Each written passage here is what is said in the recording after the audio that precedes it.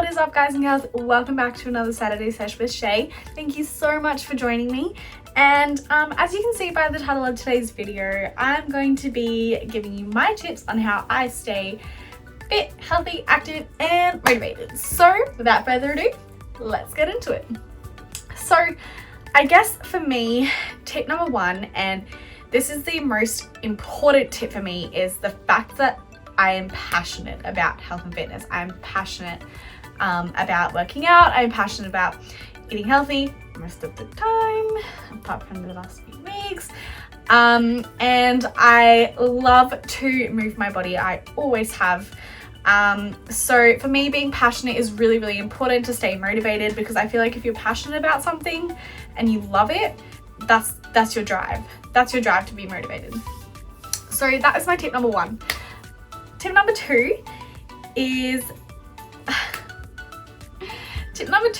to set yourself some goals, whether that be long-term, short-term, mindset related, mental health related, training related, things like that. Set yourself some goals and give them a time frame.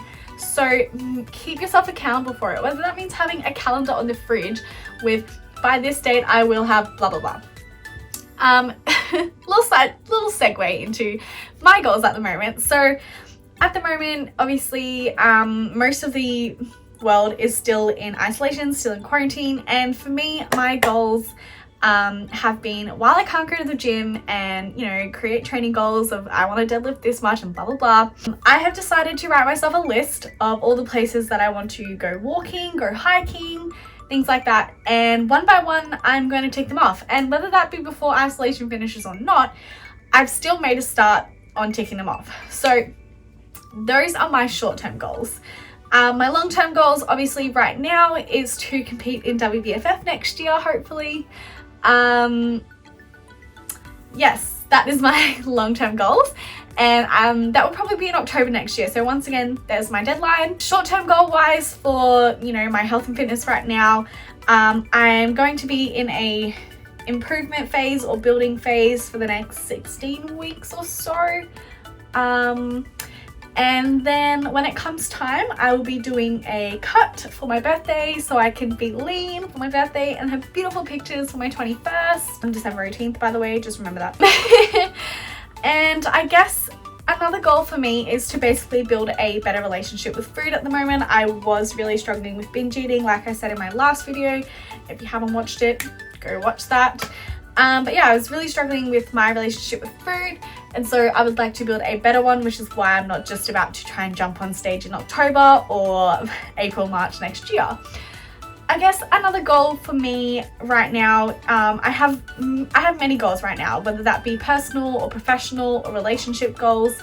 Not in a relationship, FYI, I'm single as fuck.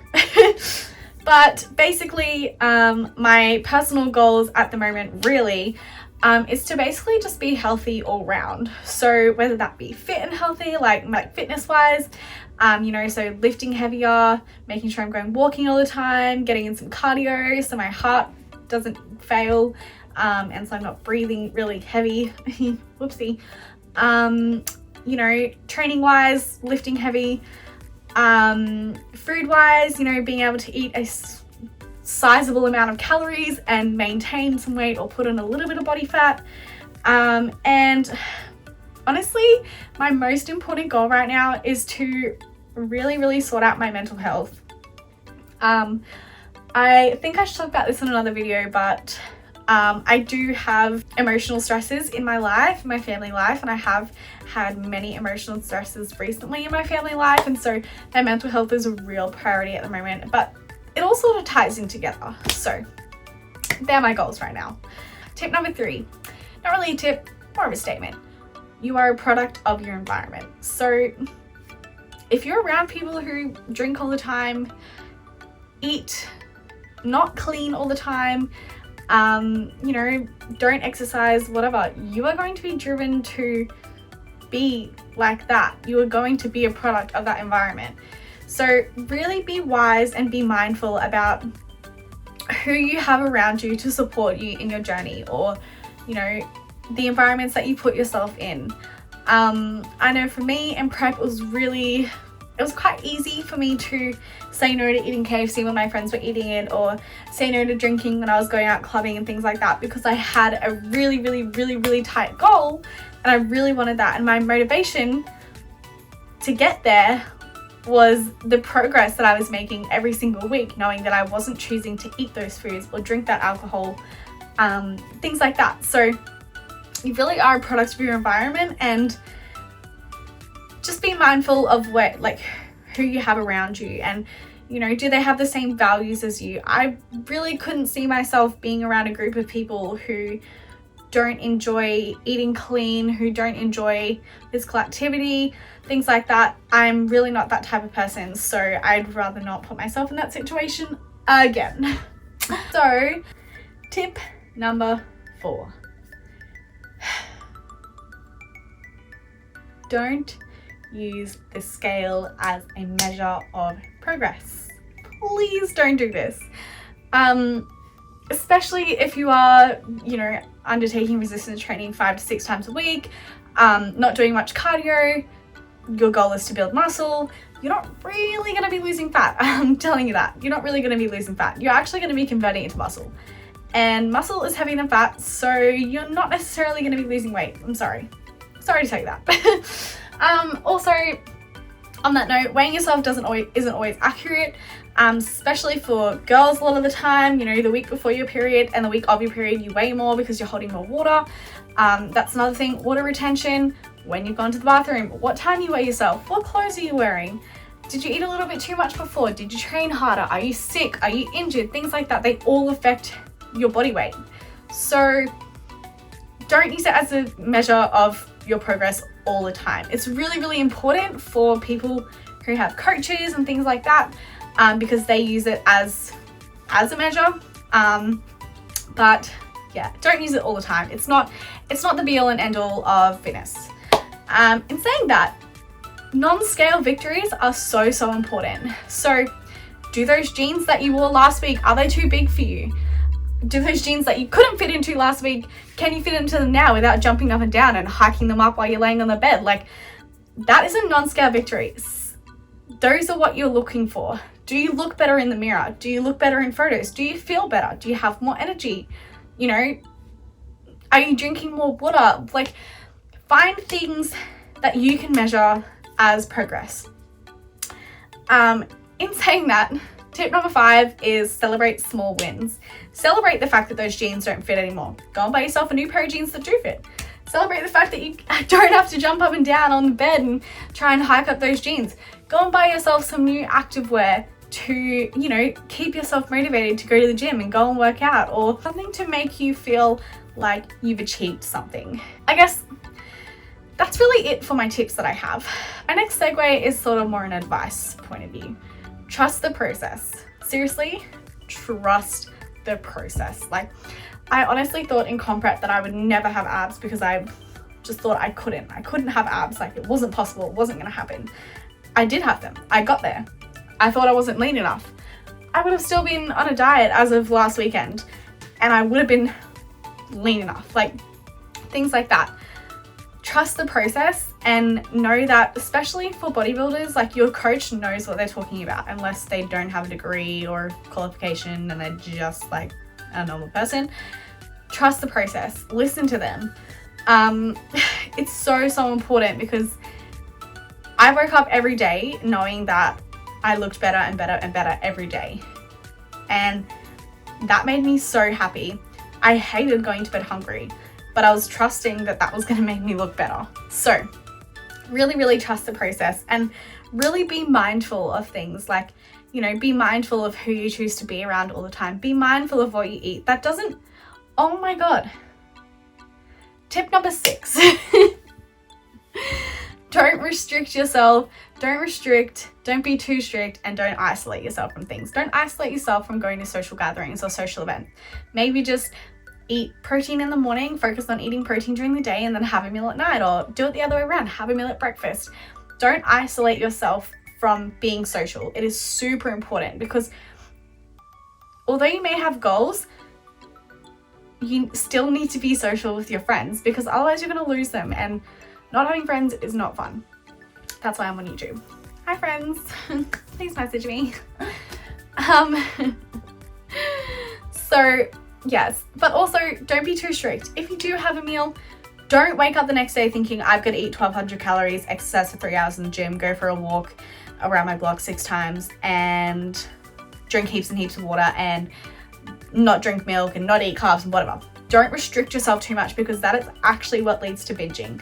Just sleep on it, wake up refreshed, and use that extra food or whatever to fuel your day. Give yourself some more energy. Go for a little bit of an extra walk, but don't go for an extra 2 hours walk. Don't restrict your calories. Eat your normal calories because otherwise you are going to binge. Trust me, I have been there. I have done it. It is not fun. So yeah, back to my advice. Be mindful about where you choose to be, who you choose to be with, what you choose to do. At the end of the day, you are 100% in control of yourself. You are 100% in control of what you eat, of how much you exercise, of how much you binge, you know, how much you don't exercise, who you're with, where you are, things like that. You are literally driving the car.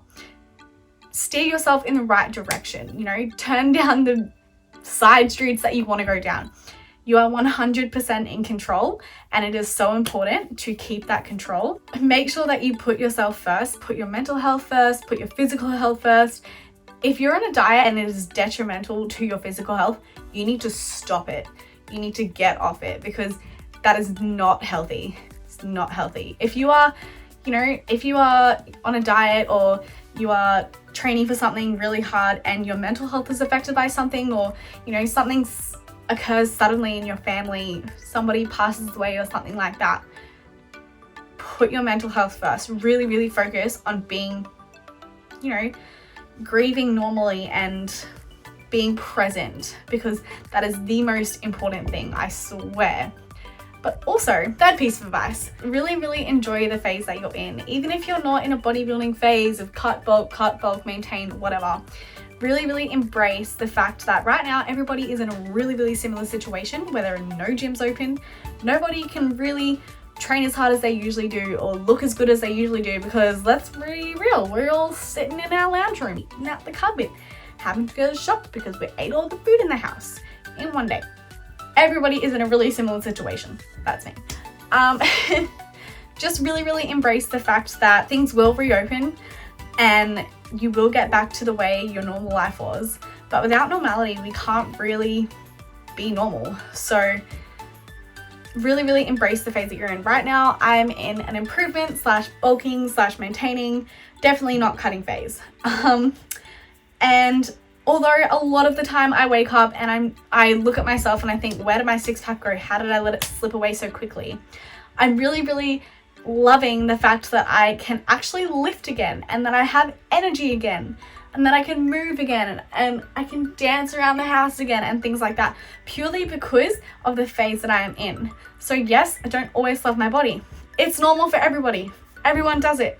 However, I've seen a lot of changes in my legs at the moment and I am so loving it. I love it so much. Not so much the tummy area, but we're gonna hide that. But I'm loving the fact that I can have an untracked meal a week, which I have been doing. Not this weekend because whoopsie. But I'm loving the fact that I can fit in an untracked meal a week. And I'm loving the fact that at breakfast, I can have 70 grams of oats. I'm loving the fact that I can have 500 grams of potato for lunch. Like, I'm loving the phase that I'm in and I'm super embracing it. Don't get me wrong, can't wait to be shredded again. But to get there, I have to do this first. Well, guys and gals, that brings this week's video to a wrap. Thank you so much for watching. I really, really appreciate it. If you did enjoy this video, please hit the like button and comment down below any questions or content ideas that you might have. And if you're feeling super kind, hit that subscribe button because it really, really helps me out. I'm trying to post every Saturday at the moment, so be sure to turn on post notifications so you don't miss a single minute of my annoying voice, as I know it is. Anyway, I really hope you guys have a beautiful Saturday and I will see you in our next chat.